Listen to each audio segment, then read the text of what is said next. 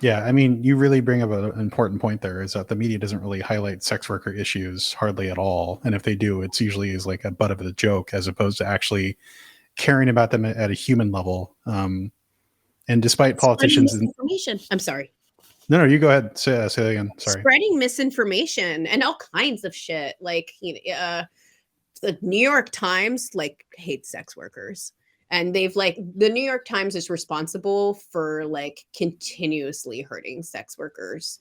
Or like the BBC, and they don't, it's not just sex workers. I mean, we can look at what the BBC just fucking put out on news story about how like our trans women predators, like, is fucked up. Not only that, the cake on that thing is that they interviewed a sexual predator, this like Lily Cade, who used to be a porn star who sexually assaulted so many girls on set.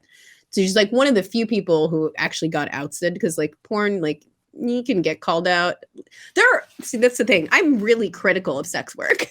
There are a lot of things that I like think could be better, but like I don't Well, want you're like, tasting you're a professional and you're tasting the cooking, so to speak. So I think you're entitled to actually have that opinion. Totally. But abolishment is not the answer, and outsiders like views really don't matter and shouldn't. But yeah, so like, so she got ousted, but like BBC had her like talking about how like dangerous and predatory trans women were when she herself is a rapist, and like had this like called for like had this whole blog about like calling for genocide of trans women. So like they news sources do this with a lot of different things, but like it's definitely like, yeah, it's rough with the sex work. It was kind of interesting with the OnlyFans thing that happened. The media was actually on our side, and actually I think really helped make that decision with OnlyFans. I think also they probably lost like fuck tons of money when they decided to do that. But And for context, that's when OnlyFans decided to ban explicit content on their platform. Is that correct? yeah, Back in October of 2021. which they did not do in the Thank end. God. Yeah. Yeah. But they've obviously ruined their goodwill and trust so that people actually make content for them. Oh, for sure. And I feel like if you're a seasoned sex worker, you don't trust anything, because our platforms and things are taken away from us like constantly.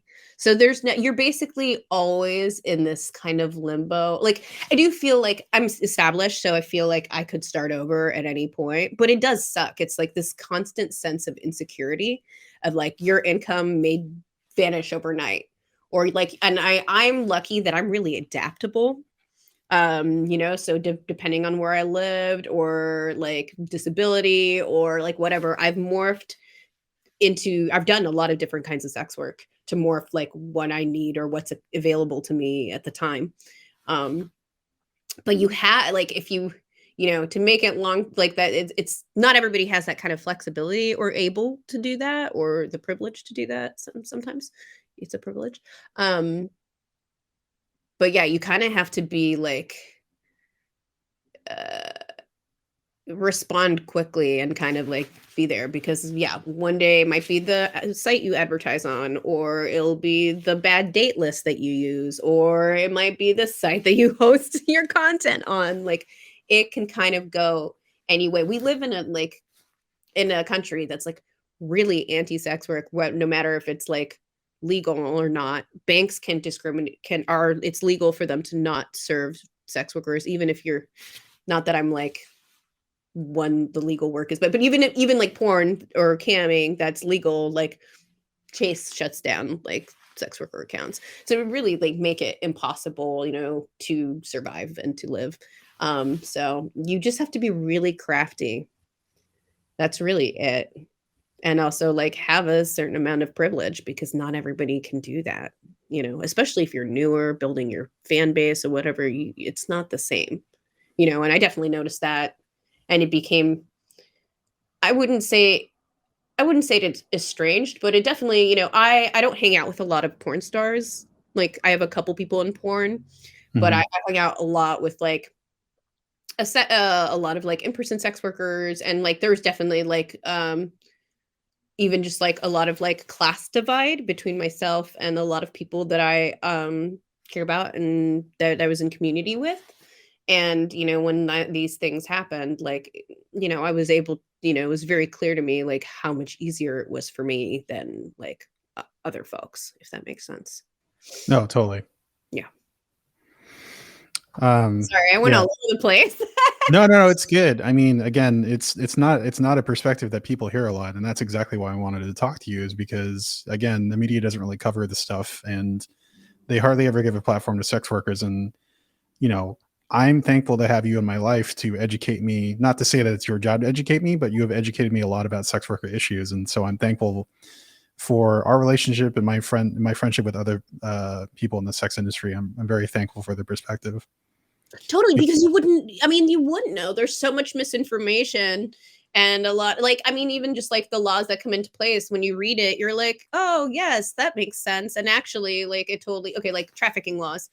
A lot of trafficking laws that you would think that you'd be like, "Oh, trafficking bad. Yes, I'm going to vote for this law." But actually this law doesn't help traffic victims and like hurts and destroys like thousands of like sex workers' income and then forces people into more dangerous situations, right? Like if you don't know, and that's why like I'm paranoid about everything, right? It's like if you don't know this stuff and you have to kind of be in it, like you can how are you supposed to know? You know, I don't know. right, that makes Yeah. sense. Yeah, and there's been some really gnarly laws that have super like absolutely affected sex workers' lives, specifically Sesta Fosta. Can you give the elevator pitch on what Sesta Fosta is and how it's affected sex workers? Yeah. So in 2018, a law was passed that basically made websites responsible for the content that's posted online. Um, so if let's say someone was trafficked um, via an online like whatever, that website would could be sued as a trafficker. Now, what that does is that it's just shut down. And I also like don't think that like it's an even. I know people like to say that trafficking and sex work are completely separate. I don't actually believe that they're completely separate. I think that there's overlap. There's a lot of trafficking survivors that have then gotten out of their situations and become sex workers, and I think it's a blurrier. And I know that that doesn't sound good, but whatever. It's just more nuanced than that. Um, Just being honest about the situation, at least. yeah, exactly. And I understand why people feel reluctant to say that because people are so, stupid. I find that I like to compare that to like sexual assault. I think there are like weird gray areas, but because we can't acknowledge victims in the first place, we're not able to even talk about the gray areas. Sorry, that's a whole other thing. But like our world lacks nuance. Yeah. Very so. But so Sesta Fosta, so what it did, a lot of like websites that were sex workers were advertising services on disappeared. Um, it made all kinds of basically a lot of there was like hardcore censorship that like went down and sex workers getting kicked off of social media, basically trying to like wipe us off the internet. Um, because like no company wants to deal with that. Funny Right. enough, like a lot of those like websites went down. Backpage went down, which was like the cheapest and most accessible website for people to advertise on. Now the most expensive one stayed up. It still exists because that's like for for wealthy people. That particular site is still up. It's been rated by the FBI and it's still up. But like the one for like more poor or working class sex workers, they lost their platform where they could advertise, and that's like I believe it's gotten people killed. It made people also with that a lot of like safe date or bad date lists disappeared too. So then people aren't able to verify if someone is dangerous, a rapist, a murder, whatever it is. They can't keep themselves safe. A lot of people lost their ability to work online because they can't afford the other sites, so it forced people to do more street based or like a freestyle, which is fine, but you are like more vulnerable, right? Right. To police and like garbage clients. Um, Right. Being harmed, either attacked or possibly even killed. yeah, exactly. Um, so it's definitely like killed folks, and it goes for, if you really want to put like, I think it goes after our free speech. It goes way deeper than that. Or not deeper. I hate when people don't center sex workers around Sister Fosta, but I also like to remind people because we matter and it's our lives, but like it does like affect everybody and like our own like free speech and like basically it's like crackdown in sexuality, right? Um but so yeah. And what's wild with all these like sites and sex work sites, the number one like child porn, like a lot of it is like around children. Um, the number one site where child pornography is exchanged, and that the first site that got sued by Sister Fossa was Facebook, and YouTube. Those are the top two sites child pornography is found on.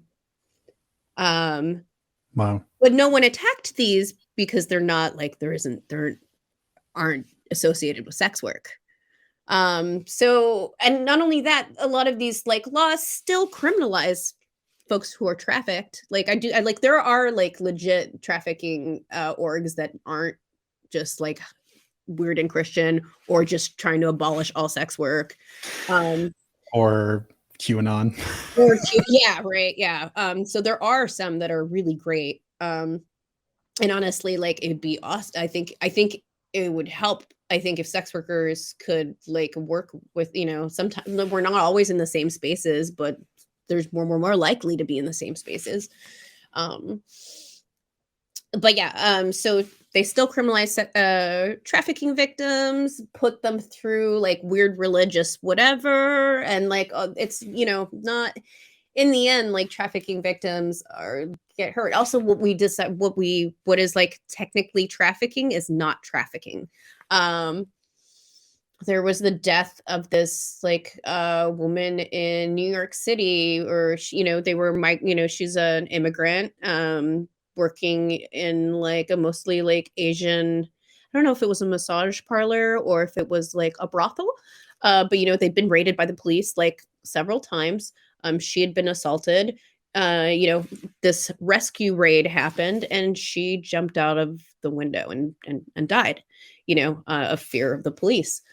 So I think people view like all immigrant sex workers to be trafficked. And I'm not saying like trafficking very much exists, but like not in the ways we also like think necessarily. Right. Or like if someone's partner, like let's say a 17-year-old and an 18-year-old are doing street-based work together or whatever, not even whatever, not doesn't have to be street-based. If they're doing sex work, if the 18-year-old drops off the 17-year-old to work and like stays to make sure that they're safe and whatever, that 18-year-old has sex trafficked a child. So you picking up what I put it down. Yeah. Yes. So it's just like it's wild. Or like if someone lives with their family and like gives some of their money that they make doing sex work to like pay for rent, technically like those people are sex traffickers because they're benefiting from. Yeah, so the laws are super messed up, and also like they erase, like if you look at a lot of like trafficking orgs, like promo stuff, it's always a lily white girl with a big black hand covering her mouth. So it's super racialized and racist, and also predominantly like most of the time, I'm not saying there aren't whites trafficked, but it's a lot is like POC, people from like poor backgrounds. Like we ignore like the people who are actually like at risk. And if you worked on poverty, you'd be working on trafficking. I think they're tied, you know. Um, but people don't want to focus on that. So they focus on, not that Epstein isn't important and all survivors or whatever, but like, you're right, there's these exposés of like white girls getting trafficked, but like literally, you know, there's a lot of trafficking of like Black women, you know, like, but Right. they're not like they're not the desirable victims. So it's just it's a lot more complex. That's a heartbreaking way to put it, but I think it's also a really poignant way to say it. Yeah. Yeah. It's disgusting. Yeah. Thank you for all that. That was Yeah. yeah. I feel like we need a palate cleanser, but I also don't want to undercut like how important and serious that is. So thank you for sharing that. Oh, yeah. No problem.